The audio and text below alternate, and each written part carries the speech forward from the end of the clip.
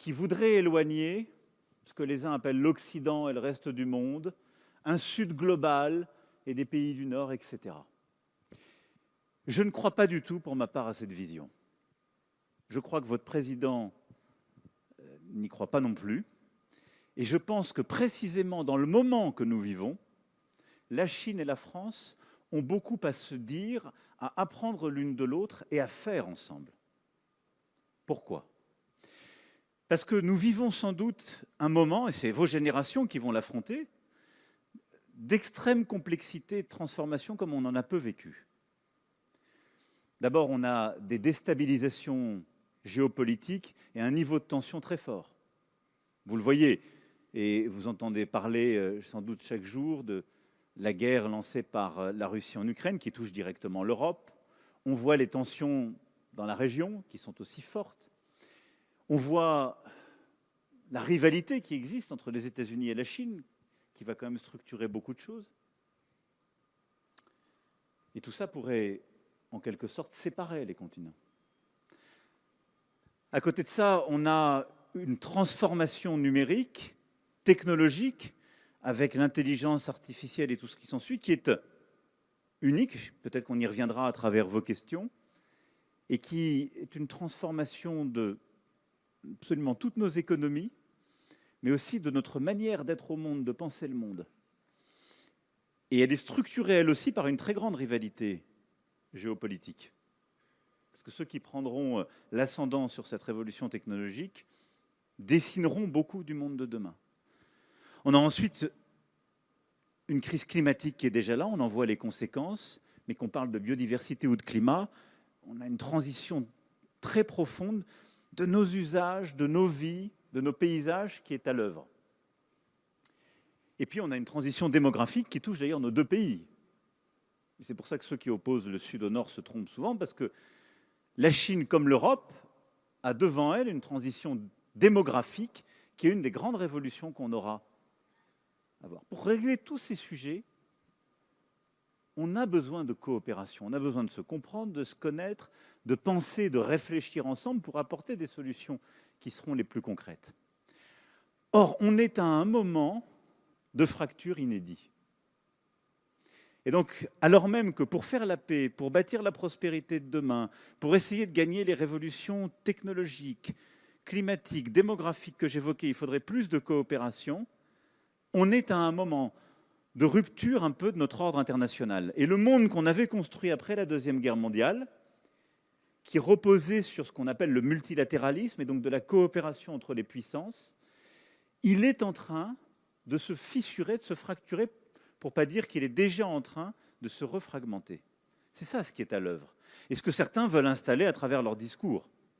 Et c'est de passer au fond d'un monde multilatéral à un monde multipolaire, avec quelques puissances qui structurent le monde et des vassaux, si je puis dire, mais qui ne travaillent plus ensemble. Et je pense que ça, c'est une erreur fondamentale. Et donc, ce que nous portons, c'est de croire dans un multilatéralisme efficace.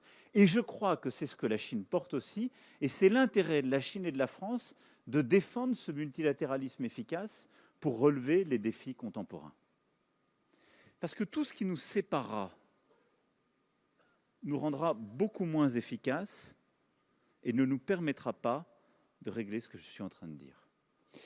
C'est pourquoi la Chine et la France ensemble croient très profondément dans la manière de redonner à ce multilatéralisme beaucoup plus de force.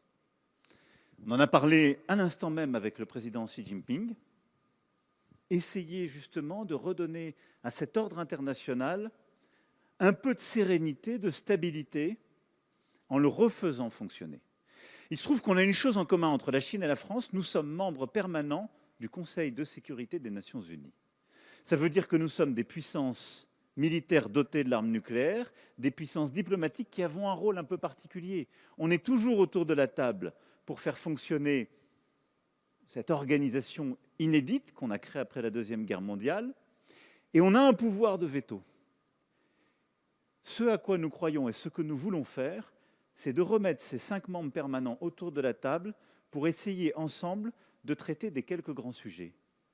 La paix, et donc de traiter des grands conflits en cours, les transformations, et en particulier l'intelligence artificielle. Nous, on croit que le bon cadre pour avoir la conversation internationale, pour que ça fonctionne, que ça ne se fragmente pas, ce sont les Nations Unies et les grandes questions climatiques et de biodiversité. Et d'ailleurs, ces dernières années, quand on a travaillé ensemble, Chine et Europe, on a fait avancer cet agenda. Il y a presque 10 ans, jour pour jour, s'il y a eu un accord à Paris sur le climat, c'est parce que la Chine, les États-Unis, l'Europe se sont mis d'accord et ont fait fonctionner un cadre onusien. S'il y a à peine 2 ans, on a réussi, après des décennies d'attente, à trouver un cadre international pour réguler la haute mer et protéger nos océans, c'est parce qu'en particulier, la Chine et la France ont décidé de travailler ensemble. Et on a fait avancer les Nations Unies. Et donc, rendre plus forte le cadre des Nations Unies, le droit international, réussir à travailler ensemble pour remettre tout le monde autour de la table, c'est, je crois, la vocation, la tradition diplomatique, la vocation et l'ambition de la Chine et de la France aujourd'hui. Et c'est très important pour les étudiants que vous êtes, si je puis me permettre de vous interpeller cet après-midi, ne cédez pas aux sirènes de la division. Il y a beaucoup de gens qui vont vous expliquer que l'Europe est vieille, que l'Europe ou que les pays les plus riches, ceux qu'on trouve au G7, sont arrogants, déjà riches, qu'il y a un Nord qui méprise un Sud global. Tout ça sont des récits, des inventions. On a fait progresser toute notre planète, de la Chine à la France, à chaque fois qu'on a su coopérer dans le respect réciproque, dans la considération. Moi, je ne crois pas à toutes ces théories. Nous partageons la même planète quand on parle de climat. On partage le même monde quand on parle de conflit. Et donc, c'est notre capacité, au-delà des frontières, des zones géographiques, à concevoir avec respect, esprit de responsabilité, le même agenda pour la paix, la prospérité et le climat qui nous permet d'avancer. Ça, c'est la première chose dont on est sûr. La deuxième, c'est qu'il nous faut repenser, ouvrir une voie de rééquilibrage économique. On pourra y revenir si vous avez des questions, ce n'est pas le cœur de notre débat aujourd'hui. Mais en vrai, on voit bien qu'il y a des déséquilibres qui sont en train de se jouer aujourd'hui. Beaucoup accusent la Chine toute seule, c'est faux. Mais si je devais résumer un peu l'état de la planète, on a des pays en voie de développement plutôt au sud qui sont en situation très difficile aujourd'hui, qui subissent les tensions géopolitiques, les déséquilibres. On a des États-Unis d'Amérique qui ont des déficits jumeaux, c'est-à-dire budgétaires et de commerce extérieur, qui à la fois les rendent dépendants du reste du monde, mais aussi rendent une partie du reste du monde dépendant du dollar, qui est l'élément de rééquilibrage de ces déficits. On a une Europe qui n'investit pas assez et qui elle-même manque de compétitivité. Et on a une Chine qui a beaucoup investi, surtout après le Covid, et qui exporte massivement, mais qui ne consomme pas assez. Et tout ça est en train de créer des déséquilibres qui ne sont pas soutenables. Et donc, nous, ce qu'on veut, c'est avoir un agenda entre l'Europe et la Chine, là aussi, coopératif, pour essayer de redonner, de recréer un équilibre aux affaires économiques. L'Europe doit se réformer beaucoup plus vite, être plus compétitive, simplifier ses règles, être plus productive. La Chine doit consommer davantage. La Chine doit ouvrir davantage son marché aux biens et produits qui viennent d'Europe. Et l'Europe doit ouvrir de nouvelles perspectives d'investissement direct aux grandes entreprises chinoises qui sont aux avant-postes sur le plan technologique pour qu'elles viennent faire ce qu'on a fait ici il y a 20-30 ans, le transfert de technologie sur ces éléments clés qui nous permettront de réussir notre transition énergétique, climatique, de mobilité encore plus vite. Et ensemble, on doit réussir à calmer les choses, parce qu'on voit bien, si on laisse tout dans la rivalité sino-américaine, le risque, c'est j'interdis les exportations vers chez toi sur ceci, et je te réponds en les interdisant sur cela. Et on va détruire de la valeur pour tout le monde. Cet agenda de rééquilibrage sino-européen, c'est, je crois, une voie pacifique, coopérative sur le plan économique, de la même manière que réinvestir les enceintes onusiennes et refaire fonctionner le P5 au niveau de l'ONU est la bonne voie sur le plan diplomatique et climatique. Pour réussir tout ça, et je m'arrêterai là parce que je veux surtout répondre à vos questions, nous devons continuer de mieux nous connaître. Et au fond, le grand risque, et je pense que c'est encore plus vrai pour vos générations, mais ça l'est déjà pour nous, c'est qu'à une ère où tout le monde est connecté, on a l'impression de se connaître. C'est faux et c'est très superficiel. La connaissance intime de ce que nous sommes, de nos cultures, de nos langues, de nos musiques, de nos arts, de nos civilisations, est indispensable. Elle est parfois pas suffisante pour se comprendre totalement et agir ensemble. Mais elle est nécessaire si on veut éviter, au fond, de s'ignorer progressivement, de ne pas se comprendre, de laisser les malentendus s'installer.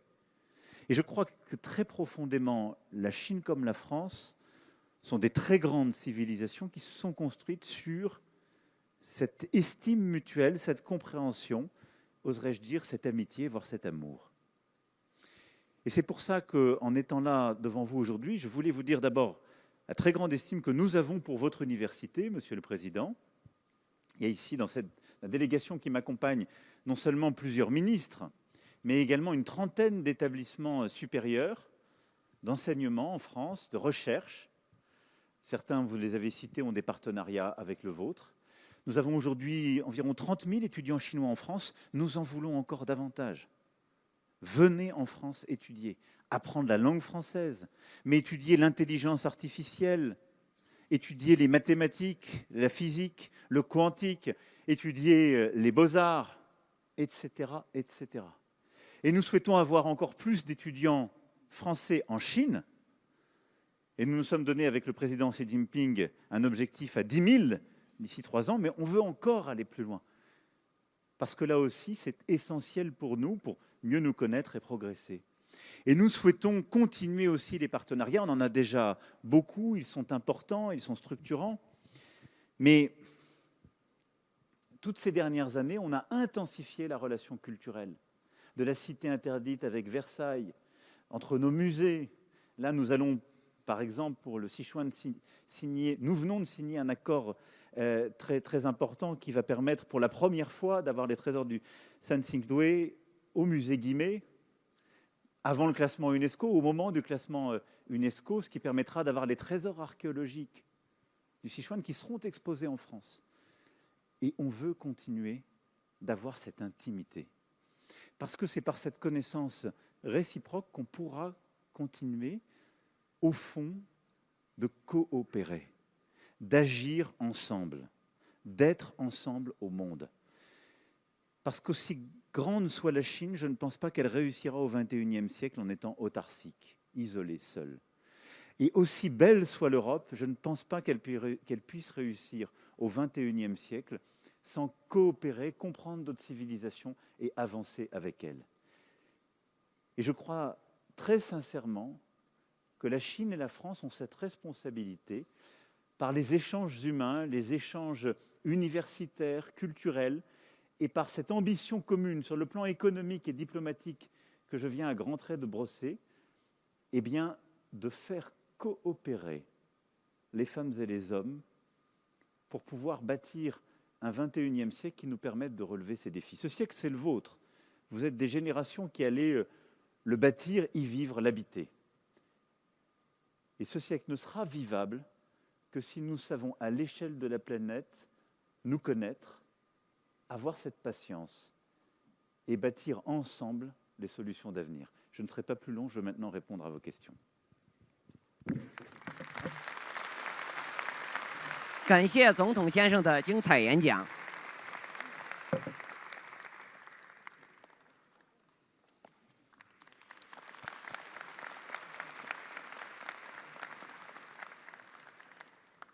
下面进入交流环节，同学们可以举手示意，机会很难得呀，请同学们踊跃的举手发言和提问。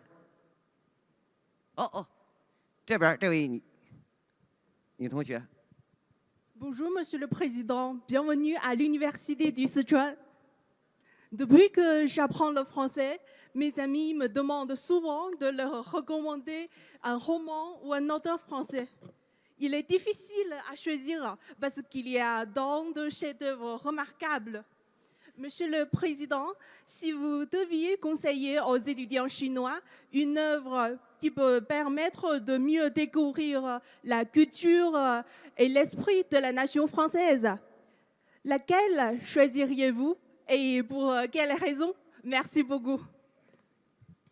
Merci. D'abord, merci pour votre français. Merci d'apprendre le français et d'être l'incarnation vivante de ce que j'évoquais un instant.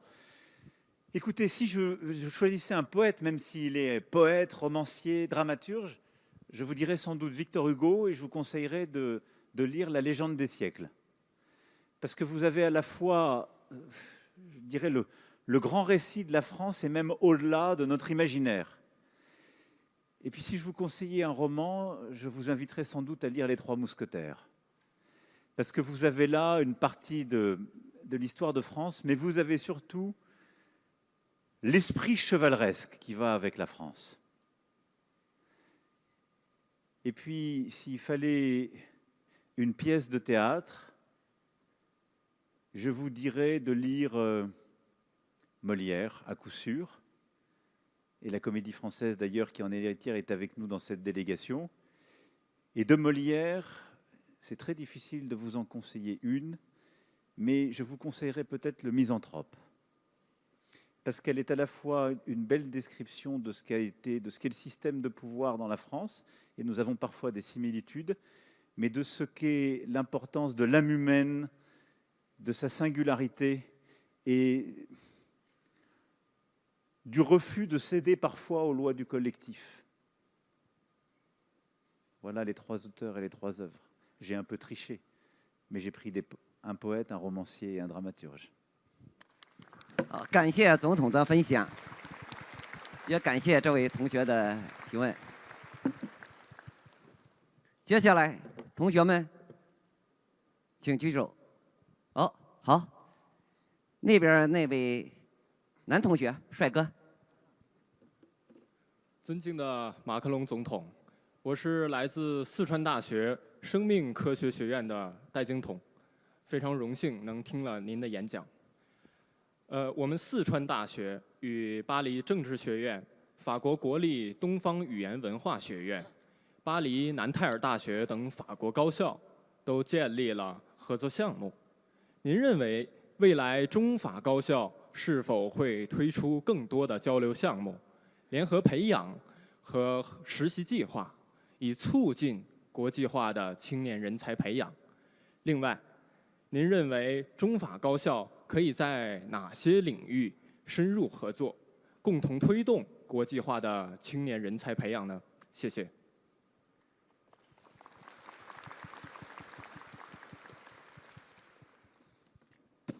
Merci beaucoup. Comme je vous l'ai dit, notre ambition, c'est d'aller en effet beaucoup plus loin, de continuer les échanges d'étudiants, mais également les échanges de doctorants et de post-doc, et d'avoir beaucoup de projets de recherche.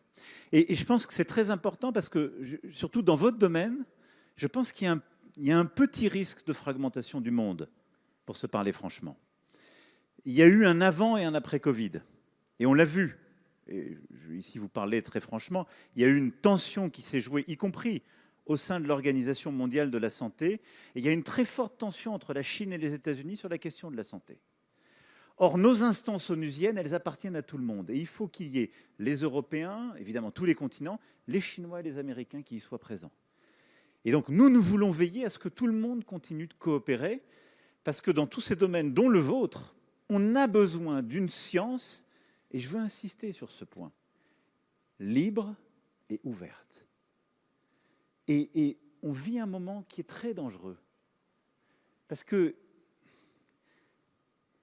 il y a en fait 6-7 ans de cela, c'était mon premier mandat pour ma part, vous étiez pas encore étudiant, mais vous étiez déjà en âge de connaître tout ça, personne n'osait remettre en cause l'idée d'une science libre et ouverte. Et au fond, à partir du Covid et ensuite, il faut bien dire que les deux principales puissances économiques et scientifiques sont venues un peu bousculer cet ordre établi. Et on s'est mis à moins partager de publications avec l'OMS et avec les partenaires en matière de santé, parfois même ici, ce qui n'est pas une bonne chose. Quand je dis ici, ce n'est pas dans votre université, c'est en Chine. Et on s'est mis aux États-Unis à faire un peu pareil et à dire on n'a plus le droit de venir chercher sur telle ou telle chose. Le mot climat ou le mot diversité ne doit plus faire partie des programmes de recherche. Je pense que c'est une vraie erreur. Je pense que le trésor qui est le nôtre, c'est celui d'une connaissance universelle, d'échange, et cette connaissance n'appartient à personne. Et elle se fertilise par le fait que des esprits vont pouvoir, peut-être ici, dans le fin fond du Sichuan, échanger avec quelqu'un au tréfonds de la Californie, avec une université à Paris ou à Grenoble, et ensemble concevoir un programme de recherche, parce qu'ils parleront de la même discipline et ils échangeront de manière libre en tant que chercheurs, en tant qu'amoureux de la connaissance humaine. Et donc ça, c'est la plus belle des libertés. Et en fait, nous ne sommes toutes et tous véritablement libres que si on est libre de connaître et que si cette connaissance est échangée. Et donc, ce n'est pas au gouvernement de décider on peut piloter de la recherche, on peut dire notre priorité est là ou là. J'ai donné quelques-unes des priorités qui sont les nôtres.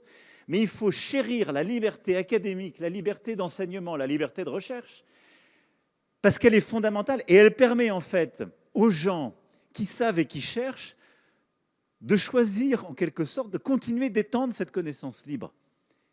Et c'est comme ça que depuis des siècles, nous avons avancé.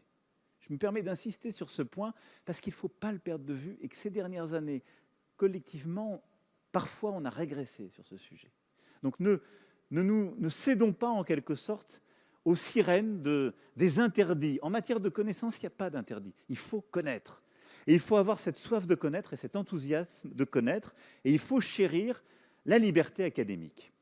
Dans votre domaine, je voudrais insister sur un point, c'est l'interdisciplinarité. C'est formidable qu'un étudiant en biologie dise « j'ai eu un programme avec l'INALCO ». On a compris quelque chose, en particulier au moment du Covid, et on l'a bâti, la France a contribué à pousser cet agenda avec l'Organisation mondiale de la santé et d'autres. On a bâti une stratégie qu'on a appelée One Health, une santé. Et au fond, on a compris que la santé humaine n'était pas séparable de l'environnement, de la santé animale, mais aussi de la compréhension du fonctionnement des écosystèmes. Elle a dit, au fond, en même temps que notre connaissance avance, on a tendance à se spécialiser. Et vous le verrez à travers les années, vous irez vers des sujets d'études de plus en plus pointus, et peut-être que vous irez vers des disciplines de plus en plus pointues. En même temps qu'on se spécialise, on a besoin toujours de remettre de l'interdisciplinarité, c'est-à-dire du dialogue avec les autres disciplines. Et ça aussi, vraiment, je vous conseille de toujours le garder et le chérir. Et si on veut, en biologie, continuer d'avancer, il faut absolument que les meilleurs biologistes, et toutes les disciplines qui les accompagnent, continuent d'échanger avec les spécialistes de l'environnement, du climat et des écosystèmes, parce qu'on s'est aperçu, par exemple, que c'est les spécialistes de la virologie ou de la microbiologie qui avaient compris que les interconnexions avec les écosystèmes pouvaient révéler telle ou telle maladie. Je le dis avec mes mots, moi je ne suis pas du tout un spécialiste. J'essaie de comprendre les choses telles qu'elles vont. Mais de la même manière qu'il y avait des passerelles entre les maladies qu'on avait au sein de l'espèce humaine, des virus, et au sein des espèces animales. Et donc la compréhension, en effet, de l'animal, de l'écosystème, du climat et de l'humain sont inséparables. L'interdisciplinarité. Et donc là-dessus aussi, on va continuer d'avoir ces programmes. La France pousse cet agenda One Health, nous le poussons à l'Organisation mondiale de la santé, et nous tiendrons à Lyon, le 7 avril prochain, un sommet One Health. Et d'ailleurs, si vous êtes étudiant de biologie, vous y êtes invité, pour pouvoir avancer sur cet agenda et avoir beaucoup de coopération de recherche, entre autres avec la Chine. 好，感谢总统先生的精彩分享，也感谢那边那位同学。然后我们看一下这边，耶，还没说就举起手来了啊！好好。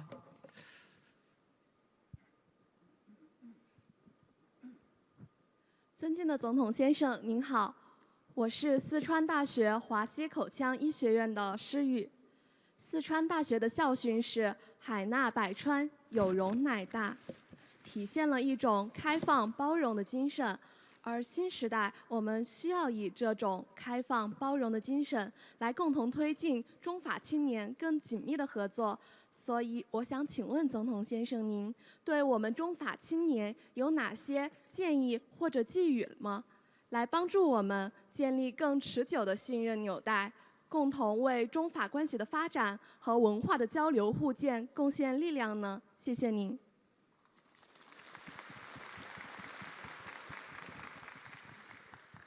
Merci beaucoup. Écoutez, je ne vais pas redire ce que j'ai déjà dit, mais d'abord, de nous connaître et d'apprendre nos langues, au maximum nos cultures, nos civilisations, mais nous connaître. Et je le disais, je pense que le piège dans le monde où nous vivons, c'est que parce qu'on est interconnecté en permanence et qu'on voit telle ou telle chose, on a l'impression de connaître. Mais c'est très superficiel. On voit une vidéo, on voit quelques messages. Et donc je pense que prendre le temps de connaître nos cultures, nos civilisations, nos langues est très important. Et d'en apprendre plusieurs, d'en connaître plusieurs pour cheminer dans ce monde. La deuxième chose, c'est, je pense, les échanges humains et le voyage. Et c'est vrai que le monde s'est un peu bloqué durant ces années de Covid.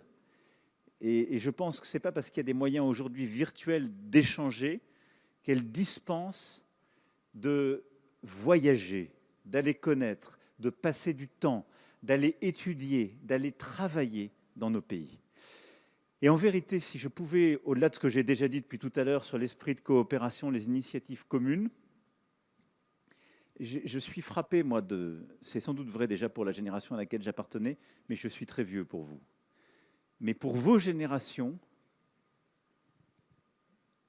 mon conseil, ce serait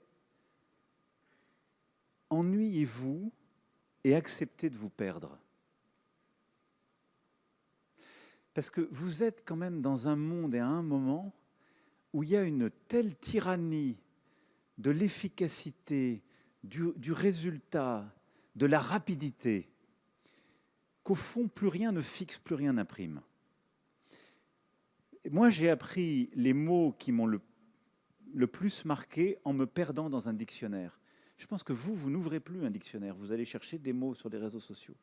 Parce que dans un dictionnaire, on se perd entre les pages.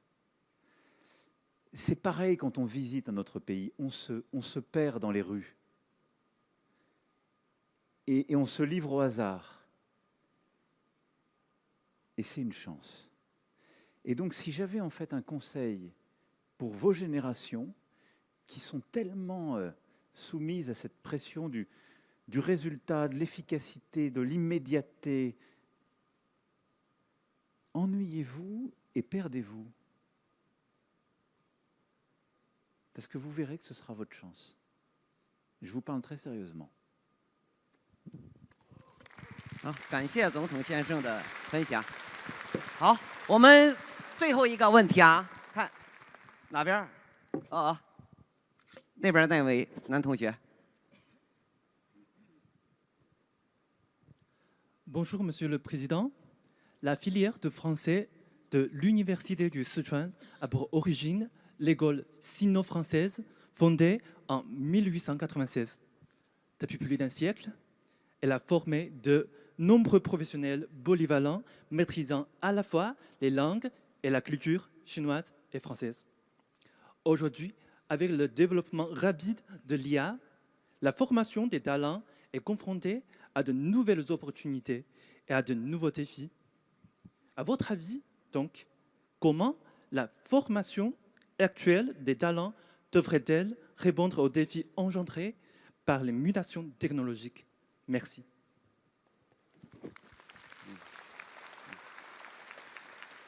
Merci beaucoup. D'abord, vous avez raison de dire que notre estime, notre amitié réciproque vient de très loin et repose sur des institutions de part et d'autre qui sont souvent multiséculaires, mais aussi des grands noms, des destins de femmes et d'hommes qui ont consacré leur vie à la compréhension de l'autre. Et c'est la plus belle preuve d'amour.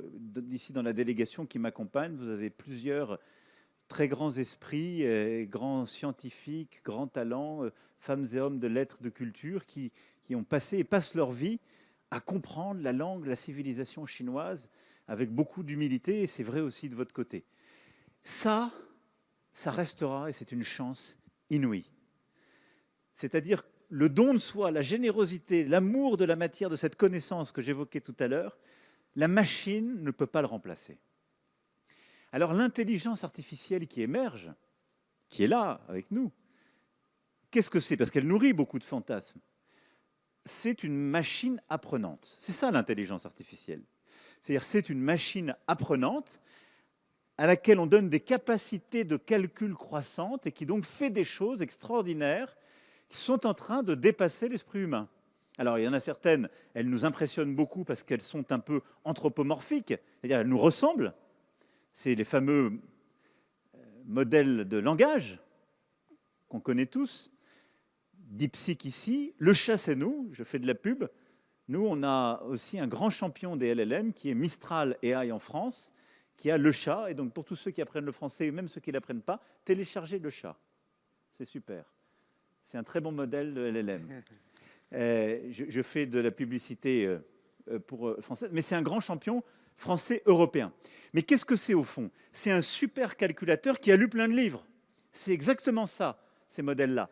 Et on a l'impression qu'il nous parle, mais il ne maîtrise pas une langue. Il maîtrise des équations, une capacité à émettre du langage, comme des signes, en répliquant des choses qu'il a absorbées et des centaines de millions, même plus, de livres qu'il a lus. C'est ça. Et donc d'abord, je dis toujours, ces modèles larges de langage, c'est une ode à la lecture. C'est juste quelqu'un qui a beaucoup de capacités de calcul, qui s'est enfermé pendant des jours et des nuits pour absorber le maximum de livres de la civilisation. Donc vous voyez que ça sert à quelque chose. L'intelligence artificielle, on doit l'utiliser pour la pédagogie contemporaine. Et je pense, je livre là juste quelques débuts de conviction, il faut l'utiliser de deux manières. La première, elle ne se substitue pas à l'apprentissage.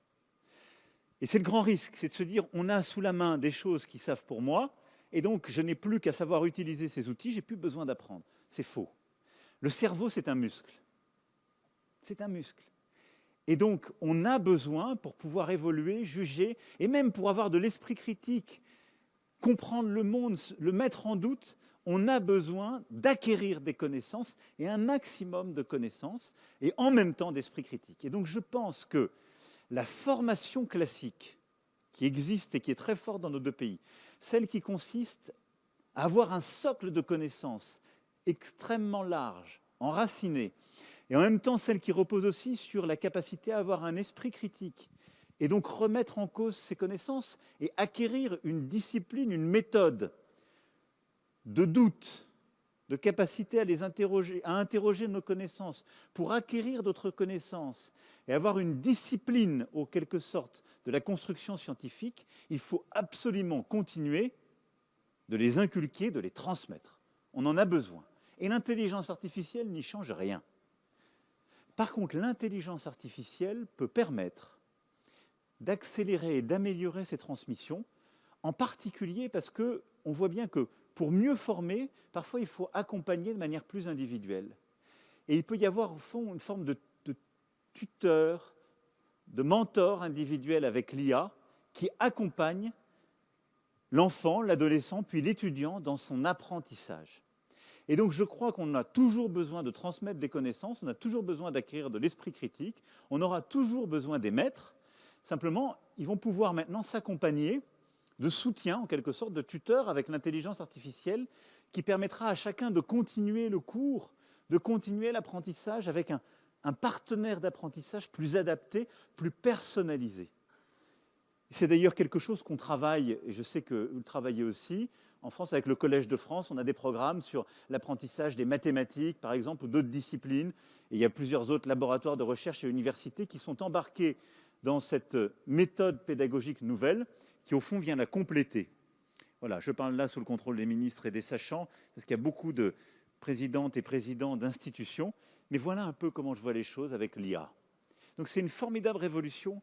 Et au fond, l'intelligence artificielle, ça nous renvoie à un humanisme de la Renaissance, et chez nous, les préceptes qui prévalaient. C'est une révolution scientifique, mais science sans conscience n'est que ruine de l'homme.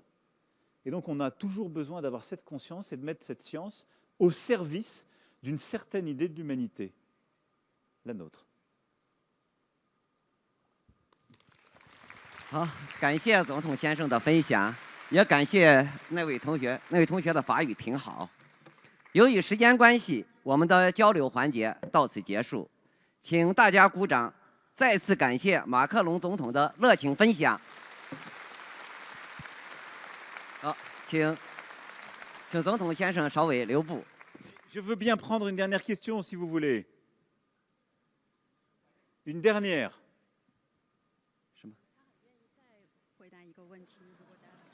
好。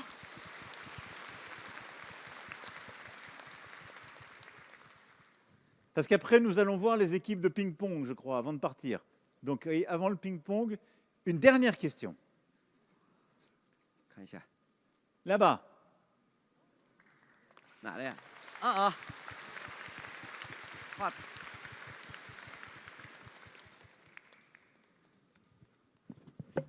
总统先生你好，非常荣幸能有机会获得这个宝贵的机会。然后呢，我也不问其他的，我只想问一下您。